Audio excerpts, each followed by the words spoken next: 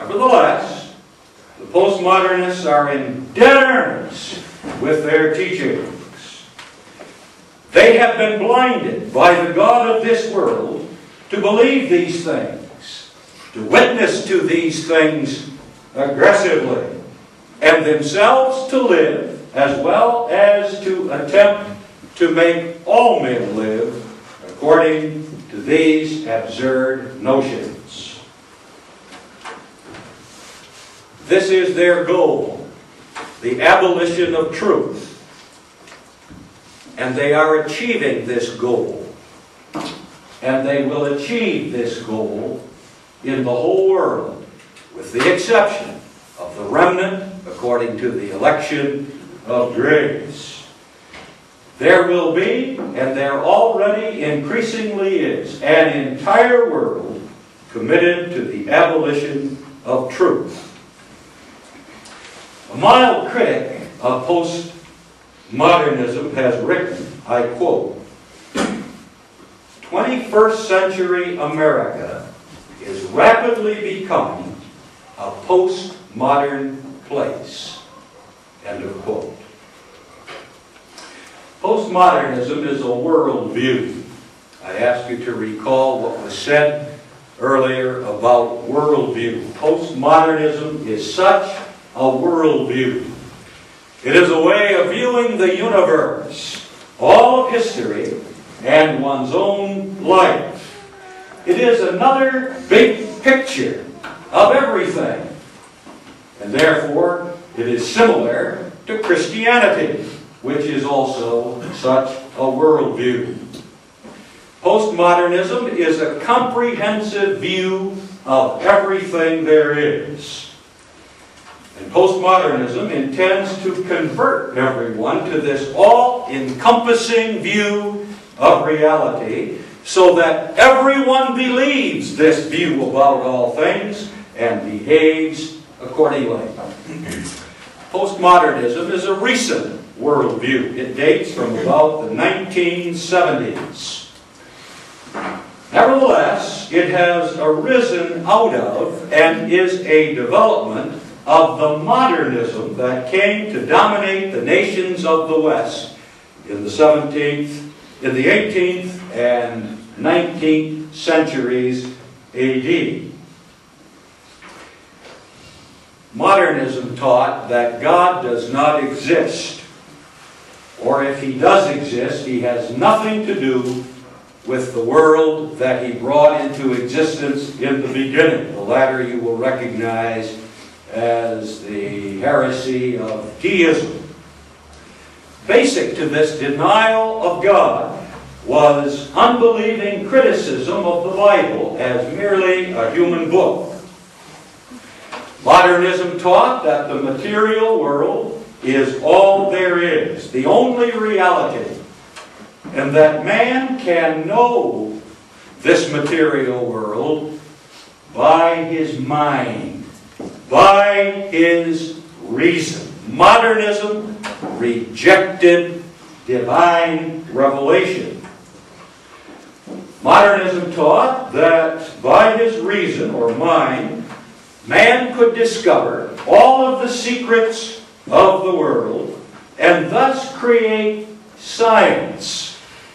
Modernism proclaimed science as the true savior of the human race. Science would make us all healthy. Science would make us all happy. Science would finally eradicate war and illness and poverty and all of the dread enemies of the race from human life. Fundamental to modernism was freedom and individuality. Modernism would make every human being independently free. Free from ignorance. Free from all earthly authority, including the authority of priests and ministers, and especially free from God, the God of the Christian religion. modernism came to vivid, violent expression in the French Revolution of 1789. The great cry of the French Revolution was liberty, equality, fraternity. And what the French Revolution meant by this liberty, it expressed in another watchword: ni Dieu, ni maître. No God, no master. The French Revolution enthroned the goddess Reason, a statue of the goddess Reason in the great cathedral of Notre Dame.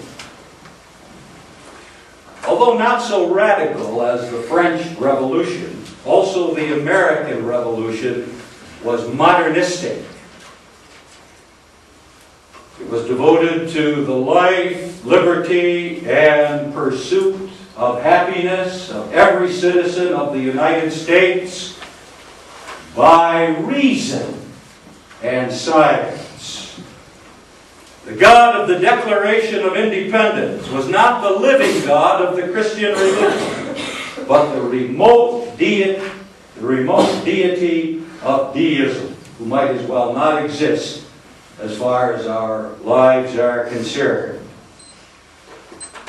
Charles Darwin's theory of biological evolution was a huge advance for modernism, inasmuch as it accounted for man,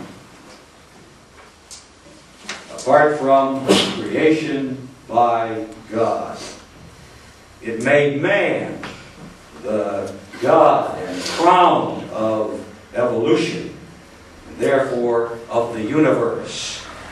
And really, Darwinian evolution explained the existence of the world apart from the Creator. If you have not been reading the penetrating articles by Reverend Angus Stewart in the British Reformed Journal on Darwinian evolution, I heartily recommend that you read these articles that expose Darwin's evolutionary theory. Now, postmodernism develops the basic ideas of this modernism to their conclusion, but it does so in such a way as to differ significantly from modernism, and thus become a distinct world view. A secular critic of postmodernism has expressed the relation between modernism and postmodernism this way, I quote, "The beasts of modernism have mutated into the beasts of postmodernism. Relativism into nihilism. Amorality into immorality. Irrationality into insanity. Sexual deviancy into sexual perversity of many kinds."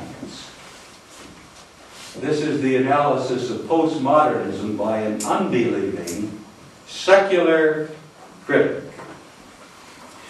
The Frenchman, who is regarded as the father of postmodernism, one Jean-François Lyotard, defined postmodernism this way, I quote, "I define postmodernism as incredulity towards meta-narratives," end of quote. Now, incredulity simply means disbelief. Postmodernism, therefore, is disbelief concerning meta-narratives.